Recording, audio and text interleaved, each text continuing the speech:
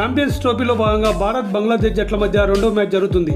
Dubai international cricket స్టేడియంలో గురువారం Bangladesh toss గెలిచి బ్యాటింగ్ ఎంచుకుంది. ఈ క్రమంలో 49.2 ఓవర్లకు బంగ్లాదేశ్ జట్టు 228 పరుగులకు ఆల్అౌట్ అయింది.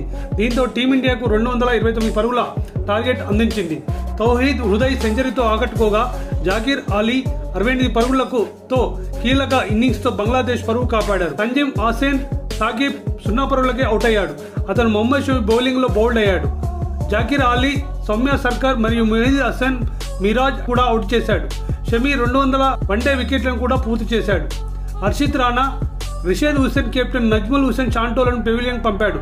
అక్షర్ పటేల్ వరుస బంతుల్లో తంజీద్ హసన్, వికెట్ కీపర్ ముష్ఫికర్ రహీంలను అవుట్ చేశాడు.